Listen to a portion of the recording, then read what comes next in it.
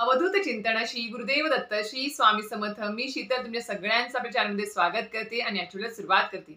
मंडळींनो, आता जेमतेम फक्त एकच दिवस बाकी आहे. कारण की आपली जी दत्त जयंतीची जी पौर्णिमा आहे ती पौर्णिमा आपली उद्या संध्याकाळी म्हणजे उद्या 14 तारीख आहे, शनिवार आहे. उद्या संध्याकाळी सुरुवात होणार आहे पौर्णिमा तिथीला आणि आपली पौर्णिमा तिथी समाप्ती ही 15 डिसेंबरला रविवारी दुपारी 2:30-3 वाजता होणार आहे. पण आपल्याला दिनरूपी स्वामी समर्थ केंद्राप्रमाणे दत्त जन्मोत्सव जो आहे तो आपल्याला 15 तारखेला म्हणजे 15 डिसेंबरला रविवारी साजरा करायचा आहे आपल्याला.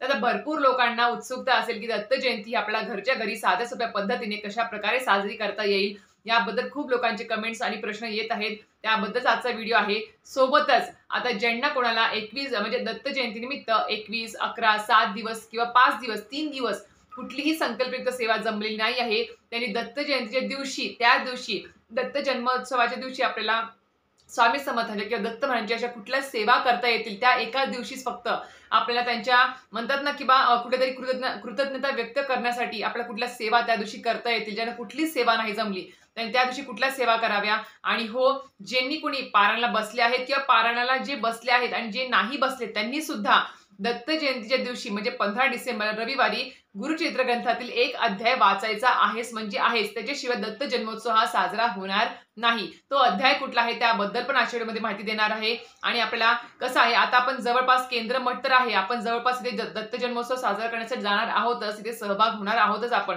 पण आपल्या घरी सुद्धा आपण स्वामींची दत्त महाराजांची प्राणप्रतिष्ठापना केलेली आहे देवघरामध्ये. तर नक्कीच आपल्या घरी सुद्धा आपल्याला दत्त जन्मोत्सव साजरा करायचा आहे किंवा अभिषेक पूजा किंवा त्याचप्रमाणे नैवेद्य या सर्व गोष्टी कशा प्रकारे करायच्या आहेत त्याबद्दल तुम्हाला आजच्या व्हिडिओ संपूर्ण माहिती देणार आहे. नक्कीच व्हिडिओ पूर्ण बघा, स्किप न करता बघा. आणि हो, चॅनलवरती नवीन असाल तर नक्कीच चॅनल सबस्क्राईब करायला देखील विसरू नका. चला तर व्हिडिओला सुरुवात करूया. तर मंडळींनो, आता उद्या आपणास तुम्हाला सांगितल्याप्रमाणे 14 डिसेंबरला शनिवारी आता भरपूर दत्त मंदिरांमध्ये उद्या 14 डिसेंबरला दत्त जन्मोत्सव साजरा करणार आहेत संध्याकाळी. पण आपल्या दिनरूपी स्वामी समर्थ केंद्राप्रमाणे आपण उगवत्या तिथीलाच आपण महत्व देतो. त्यामुळे पौर्णिमा जी तिथी आहे ती उगवत्या सूर्याला पाहणार आहे ती रविवारी 15 डिसेंबरला. त्यामुळे 15 डिसेंबरला दुपारी 12:39 आपला दत्त जन्मोत्सव साजरा करायचा आहे. आता आपल्याला दत्त जन्मोत्सव हा घरच्या घरी कशा प्रकारे साजरा करता येईल. आता जे गुरुचरित्र ग्रंथाचे पारायण करण्यासाठी जे केंद्रात मठात बसले आहेत त्यांची त्या दिवशी समाप्ती होईल. म्हणजे वाचून अध्याय शेवटचे पूर्ण वाचून समाप्त होतील. त्या दिवशी आपल्याला पोथी हलवायची नाही आहे.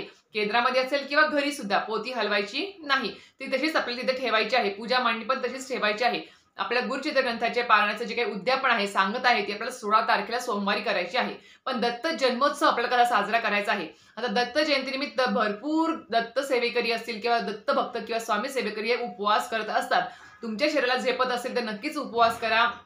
पण काही शारीरिक आजार आहे, गोळ्या औषध चालू आहेत, झेपणार नाही तर नक्कीच नाही केलं तर चालेल. फक्त सेवा जरी केली मनोभावी श्रद्धेने तरीही चालेल.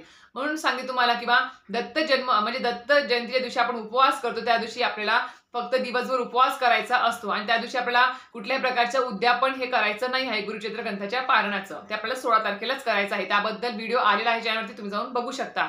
आणि अजून एक सांगू इच्छिते, कालचा जो चॅनलवरचा व्हिडिओ होता तो म्हणजेच आपला दत्त जयंतीनिमित्त आपण 21, 11, 7 दिवसाच्या ज्या संकल्पयुक्त सेवा सुरू केलेल्या आहेत सर्व सेवेकरांनी, त्याची सांगता उद्यापन कशा प्रकारे करायचं आहे त्या सेवेचं ते पण कालच्या व्हिडिओमध्ये सांगितलं आहे, तुम्ही जाऊन चेकआउट करू शकता. तर आता दत्त जन्मोत्सव आपल्याला रविवारी सकाळी म्हणजे रविवारी दुपारी 12:39 साजरा करायचा आहे. आता ज्यांच्या घरामध्ये स्वामी समर्थ महाराजांची मूर्ती आहे, फोटो आहे, दत्त महाराजांची मूर्ती फोटो असेल त्यांनी काय करायचं आहे. आम्ही तुम्हाला सांगितलं केंद्रामध्ये पण जा, जवळ मठ असेल तर मठामध्ये पण जा. पण सकाळी सकाळी लवकर उठून आपल्या घरातलं जे अधिष्ठान आहे स्वामींचं ते सुद्धा आपल्याला तिथे पूजा अर्चा अभिषेक सगळं काही म्हणजे सजवायचं वगैरे सगळ्या गोष्टी करायच्या आहेत. तर या दिवशी म्हणजे दत्त जन्म म्हणजे 15 तारखेला सकाळी सकाळी लवकर उठावं, शुचिर्भूत व्हावं, घर स्वच्छ झाडून पुसून घ्यायचं आहे. तुम्हाला सांगितल्याप्रमाणे आपला जो प्रवेशद्वार आहे तो स्वच्छ करायचा आहे की आपल्या उंबऱ्यावरती हळदीचं लेपन करायला विसरू नका. आणि आपल्या जे तुम्ही फ्लॅट सिस्टीम असेल किंवा बैठक घर असेल समोरचं अंगण झाडून घ्या, थोडीशी फरशी पुसून घ्या. फ्लॅट सिस्टीम असेल तर तिथे रांगोळी वगैरे काढायची आहे, उंबऱ्याचं तुम्हाला पूजन अर्चन करायचं आहे. आणि ते केल्यानंतर तुम्हाला तुमची जी काही रोजची देवपूजा आहे ती देवपूजा करायची आहे. त्यामध्ये स्वामींची मूर्ती असेल तुमच्याकडे किंवा दत्त महाराजांची मूर्ती असेल तर आवर्जून त्याच्या दिवशी आता रोजच्या रोज सगळ्यांनाच वेळ भेटत नाही. तुमच्या घरामध्ये फोटो असेल किंवा म्हणजे मूर्ती जर असेल तर अभिषेक करावा लागतो. पण रोजच्या रोज सगळ्यांना वेळ भेटत नाही. कोणी कोणी फक्त गुरुवारीच अभिषेक करतं किंवा रविवारी अभिषेक करतं मूर्तीवरती. पण दत्त जन्मोत्सव किंवा दत्त जयंती असा एक दिवस आहे की त्या दिवशी आवर्जून आपण वेळ काढायचा प्रश्नच येत नाही, कारण की रविवार आहे, त्यामुळे सगळ्यांना सुट्टीही असणार आहे. त्यामुळे वेळच वेळ आहे. गृहिणींना सुद्धा वेळ त्या दिवशी असणार आहे.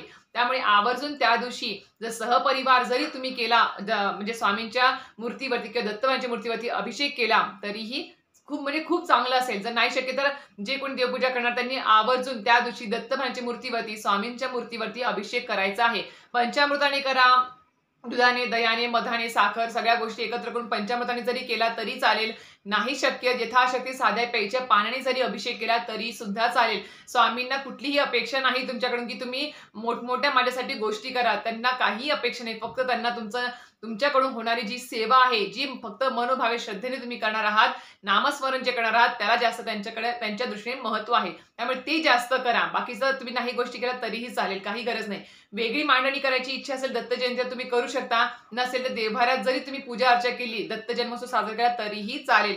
कारण की प्रत्येकाच्या घरामध्ये जागा ही असेलच असं नाही. कोणाच्या घरामध्ये अपुरी जागा असते, म्हणजे जागा लागा लागू शकते, लहान मुलं आहे, धक्का लागतो. म्हणून त्यांना देवघरात जरी पूजा अर्चा केली, दत्त जन्मोत्सव साजरा केला तरीही चालेल, काही हरकत नाही. त्या दिवशी तुम्हाला सांगितल्याप्रमाणे स्वामींच्या मूर्तीवरती किंवा दत्तमांची मूर्ती असेल तर तुम्हाला श्री सुक्तम, पुरुष सुक्तम, अथर्व शीर्षमचं पठण करायचं आहे. प्रत्येक एक वेळेस जरी म्हटलं तरी चालेल. पवमाण सुक्तमचं पठण, तुमच्याकडे दत्तमांची मूर्ती नाही तर ज्यांच्याकडे स्वामींची मूर्ती आहे, तुम्हाला एक सांगू इच्छिते, दोन्हीपैकी एक जरी मूर्ती असेल तरी तुम्हाला सांगते दोघांचं स्वरूप एकच आहे, दत्त महाराज आणि स्वामी समर्थ महाराज. त्याच्यामुळे माझ्याकडे दत्तमांची मूर्ती नाही आहे, नवीन आणू का असं करू नका. दोघांचे स्वरूप एकच आहे. त्याच्यामुळे तुम्ही स्वामींच्या मूर्तीवरती जरी केली तरीही चालेल. पण अभिषेक काय करायचा आहे, अथर्व शीर्षमचं एक पठण करायचं आहे तुम्हाला. फलश्रुती हात जोडून म्हणायची आहे. त्यानंतर तुम्हाला एक वेळ श्री सुक्तम, एक वेळ पुरुष सुक्तमचं पठण करायचं आहे. पवमाण सुक्तमचं पठण करायचं आहे, जे तुम्हाला नित्यसेवेच्या पोथीत भेटून जाईल. दत्त महाराजांची मूर्ती असेल त्याच्यावरती अभिषेक करताना दत्त महाराजांचा जो काही मंत्र आहे, तुम्ही ओम द्राम चिरंजीवी नमः किंवा तुम्ही जे म्हणतो आपण दिगंबरा श्रीपाद वल्लभ दिगंबरा किंवा अवधूत चिंतन श्री गुरुदेव दत्त, असे जे काही मंत्र स्तोत्र आहेत म्हणजे दत्त महाराजांचे, त्याने तुम्ही अभिषेक त्या दिवशी करू शकता. आणि जे काही तुमचं जे तीर्थ तयार होईल, जे अभिषेकांचं दत्त महाराजांच्या मूर्तीवर केलेलं असेल किंवा स्वामींच्या मूर्तीवर केलेलं जे काही अभिषेक पाण्याचं असेल, ते तुम्ही तीर्थ म्हणून प्रत्येकाने घरामध्ये घ्यायचं आहे. ते अमृता समान असणार आहे. आणि थोडंसं उरलं तर नक्कीच घरामध्ये शिंपडा आणि थोडंसं उरलेलं जे काही आहे ते तुम्ही झाडाला, तुळस सोडून झाडाला टाकू शकता. अशा प्रकारे करायचं आहे. आणि दोन्ही जर मूर्ती असेल, दत्त महाराजांची असेल किंवा स्वामींची असेल, ती स्वच्छ ताम्हणातून काढून घ्यायची आणि तुम्हाला ती स्वच्छ पुसून घ्यायची आहे. पूर्णपणे स्वच्छ वस्त्राने ती पुसून घ्यायची आहे. आणि जर तुमच्याकडे जे काही वस्त्र असतील, जे तुम्हाला परिधान करायचे आहे स्वामींना, दत्त महाराजांना, ते तुम्ही त्यांना परिधान करू शकता. जे काही माळ असेल, मुकुट असेल, जे काही तुम्हाला सजवायचं आहे ते तुम्ही करू शकता. पण मी एक सांगू इच्छिते, स्वामी महाराजांना ह्याची काही सुद्धा अपेक्षा नाही आहे. पण तुम्हाला तुमची कसं असतं, आपल्या एक इच्छा असते की नाही दत्त जयंती आहे किंवा एखादा विशेष दिवस असला की आपण काय करतो, खूप छान अशी पूजा अर्चा करतो, फुलांची आरास मांडणी असेल, स्वामींना सजवणे असेल, भरपूर गोष्टी करतो. तुमची इच्छा असेल तर तुम्ही त्या सर्व गोष्टी करू शकता. पण स्वामींना वस्त्र घालण्या अगोदर त्यांना जे प्रिय अत्तर आहे, हिना अत्तर, ते तुम्ही त्यांना लावायला विसरायचं नाही आहे. फोटो असेल तर फोटोची पूजा कशी करायची, तुम्हाला फोटो स्वच्छ पुसून घ्यायचा आणि श्री सुक्तम, पुरुष सुक्तमचं पठण करायचं आणि त्यानंतर हिना अत्तर कापसावरती घेऊन त्यांच्या स्वामींच्या फोटोला तुम्हाला लावायचं आहे. अशा प्रकारे तुम्ही ते करू शकता. दत्त महाराजांची मूर्ती असेल तर तसं करू शकता तुम्ही, त्याप्रमाणेच करायचं आहे. हे केल्यानंतर आता त्या दिवशी तुम्हाला म्हटल्याप्रमाणे दत्त जयंतीच्या दिवशी तुम्हाला ठीक 12:39 वाजता तुम्हाला दत्त जन्मोत्सव साजरा करायचा आहे. आता बरोबर म्हणजे कोणी मठामध्ये जाईल, केंद्रामध्ये जातील, पण मी एक सांगू इच्छिते, केंद्रामध्ये, मठामध्ये सुद्धा त्याप्रमाणेच दत्त जन्मोत्सव साजरा होणार आहे, ज्याप्रमाणे मी तुम्हाला आता सांगणार आहे. तुम्ही घरी सुद्धा करू शकता. तर बरोबर 12:39 ला तुम्हाला देव्हाऱ्यासमोर यायचं आहे, जिथे स्वामींचं अधिष्ठान तुम्ही केलं आहे, दत्त महाराजांचं अधिष्ठान आहे, त्या समोर यायचं आहे. किंवा वेगळी मांडणी असेल वेगळी मांडणी, त्याच्यासमोर तुम्हाला आसन घेऊन बसायचं आहे. घरातल्या सहपरिवारांच्या सोबत तुम्हाला ही दत्त जन्मोत्सव साजरा करायचा आहे. अजून एक सांगू इच्छिते, भरपूर लोक दत्त जन्मोत्सवाच्या दिवशी दत्त महाराजांची जी काही मूर्ती आहे ती पाण्यामध्ये ठेवत असतात. पण आपल्या परमपूज्य गुरुमाऊलींनी सांगितलेलं आहे की आपण एवढे मोठे नाही आहोत की आपण दत्त महाराजांच्या मूर्तीला पाण्यामध्ये ठेवून त्यांना झोका द्यावा. कारण की कसं होतं, आपण पाण्यामध्ये ठेवून त्यांना झोका दिला तर असं म्हणतात, म्हणजे गुरुमाऊली म्हटले आहेत, किंवा आपण त्यांचे बाप झाल्यासारखे असं होतं, असं त्याचा तसा अर्थ होतो. त्यामुळे दत्त महाराजांच्या मूर्तीला पाण्यात ठेवून झोका वगैरे देऊ नका. ते परब्रह्म आहे, ते ब्रह्मांड नायक आहे स्वामी समर्थ महाराज आणि दत्त महाराज. त्यामुळे त्यांना पाण्यात ठेवून त्यांना झोका वगैरे देऊ नका. त्यांची मूर्ती असेल तर ते तुम्ही त्यांना तिथे देव्हाऱ्यामध्ये बसून देव्हाऱ्यात स्थानापन्न करून त्यांची पूजा अर्चा करायची आहे. तर अशा प्रकारे दत्त जन्मोत्सवाच्या दिवशी म्हणजे 12:39 ला पूजेचं ताट, आरतीचं ताट तयार ठेवायचं आहे. नैवेद्य या दिवशी तुम्ही जे काही उपवासाचे, आता उपवास असणार आहे त्यामुळे उपवासाचे जे काही पदार्थ तुम्ही केले आहेत ते तुम्ही त्यामध्ये दाखवू शकता. आवर्जून जर तुम्ही या दिवशी पिवळी जी काही तुम्हाला फळं असतील किंवा मिठाई असेल ते जर तुम्ही त्या दिवशी त्या पूजेमध्ये किंवा नैवेद्यामध्ये ठेवलं दत्त महाराज किंवा स्वामी समर्थ महाराजांना, तरीही काही म्हणजे खूप चांगलं असेल. पिवळ्या कलरचं जे काही असेल अन्न नैवेद्य म्हणून ते चांगलंच असेल. त्याचप्रमाणे या दिवशी तुम्हाला काय करायचं आहे, 12:39 वाजता ठीक तुम्हाला गुरुचरित्र ग्रंथामधला एक अध्याय वाचायचा आहे. त्या अध्यायाशिवाय तुमचं म्हणजे दत्त जन्मोत्सव हा अधुरा आहे. तर तो कोणता अध्याय आहे, तर गुरुचरित्र ग्रंथातला 4था अध्याय जो आहे त्याच्यामध्ये दत्त जन्म हा सांगितलेला आहे, कशा प्रकारे झालेला आहे. त्याप्रमाणे तुम्हाला गुरुचरित्र ग्रंथातला 4था अध्याय तुम्हाला 41 ओवीपर्यंत वाचायचा आहे. जिथे बघा एक शब्द येतो किंवा दत्त जन्म म्हणजे झाला असं एक 41 ओवीला एक शब्द आहे. त्या 41 ओवीपर्यंत तुम्हाला ते पूर्ण वाचायचं आहे आणि तिथपर्यंत वाचलं, दत्त जन्मोत्सव झाला किंवा दत्त जन्म झाला असं शब्द आला की तुम्हाला 3 वेळेस तुम्हाला जय जयकार करायचा आहे. अवधूत चिंतन श्री गुरुदेव दत्त, अवधूत चिंतन श्री गुरुदेव दत्त, अवधूत चिंतन श्री गुरुदेव दत्त.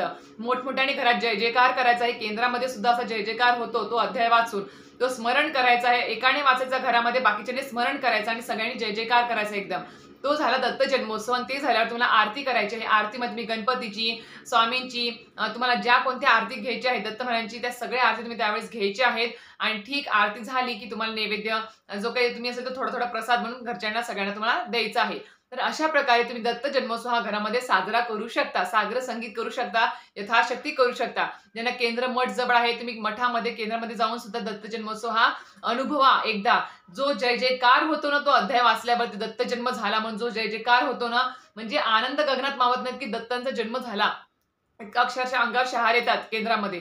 तर अशा प्रकारे तुम्हाला दत्त जन्मोत्सव साध्या पद्धतीने साजरा करायचा आहे. आणि अजून एक गोष्ट जी सांगायची आहे, ज्यांना कोणाला दत्त जयंतीनिमित्त 21, 11, 7 दिवसांच्या सेवा जमल्या नाही किंवा 5 किंवा 3 दिवसांच्या देखील सेवा जमल्या नाही, काहीतरी कारणास्तव त्यांनी दत्त जयंतीच्या दिवशी आवर्जून दत्त महाराजांच्या ज्या काही मंत्र स्तोत्र आहे त्यांचं पठण आवर्जून करा. आणि या दिवशी श्री स्वामी चरित्र सारामृत या पोथीचं 1 ते 21 अध्याय एका बैठकीमध्ये तुम्हाला पूर्ण पाठ वाचायचा आहे.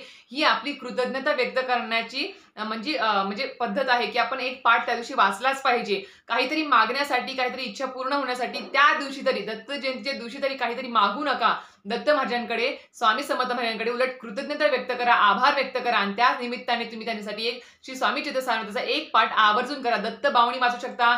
दत्त महाराजांचे जे काही मंत्र आहेत, दिगंबरा दिगंबरा श्रीपाद वल्लभ दिगंबरा नामस्मरण दिवसभर करा. होईल तेवढे जपमाळ करा. ओम द्राम चिरंजीवी नमः याची माळ करू शकता. स्वामी समर्थांच्या 11 माळी करा. तारक मंत्राचं पठण करा. भरपूर या दिवशी तुम्ही सेवा ह्या सर्व करू शकता, एका दिवसामध्ये करू शकता. पण आवर्जून सांगेल नक्कीच सेवा करा. कारण की तुम्हाला कुठलेही सांगते, कुठल्याही ज्या इतर गोष्टी त्याला जास्त महत्व न देता तुम्ही फक्त आणि फक्त स्वामींची जे गुरुचरित्राचा 4था अध्याय आहे त्याला वाचन करणे, स्वामींचा अभिषेक असेल किंवा स्वामींचं जे काही सेवा आहे ते जास्तीत जास्त त्या दिवशी करा. कारण की प्रत्येक देवतेला जे आहे मंत्र स्तोत्रानेच आपण प्रसन्न करू शकतो, ना की कुठल्या गोष्टींनी, पंचपक्वानांनी. तर माझं सांगायचं एवढंच आहे. आणि या दिवशी या सर्व सेवा दत्त जन्म साजरा करायचंच आहे. आणि अजून एक गोष्ट, नित्य सेवा सुद्धा आपलीच करायची आहे. ती वेगळी असणार आहे. ती नित्य सेवा पण आपल्याला करायची आहे. आणि तुम्ही म्हणताल की दत्त जन्मोत्सवाच्या निमित्त मी 11 माळी श्री स्वामी समर्थ जप केला, ती वेगळी जी आपण कृतज्ञता व्यक्त करण्यासाठी केली. पण नित्य सेवा मधल्या 11 माळी जप हा वेगळा. अजून एक गोष्ट, या दिवशी तुम्हाला आवर्जून एक गोष्ट दान करायची आहे दत्त जयंतीच्या दिवशी. ती म्हणजेच काय, तुम्हाला अन्नदान जर करणं शक्य असेल तर आवर्जून या दिवशी अन्नदान करायला विसरू नका. ते कशाप्रमाणे करता येईल, जर तुम्हाला शक्य असेल तर घरी थोडीफार तुम्ही लहान मुलं असतील किंवा कोणी बोलून तुम्ही जेव घालू शकता किंवा ब्राह्मणांना 2-3 कुटुंबाचं किंवा 2-3 व्यक्तींचं शिधा दान करू शकता.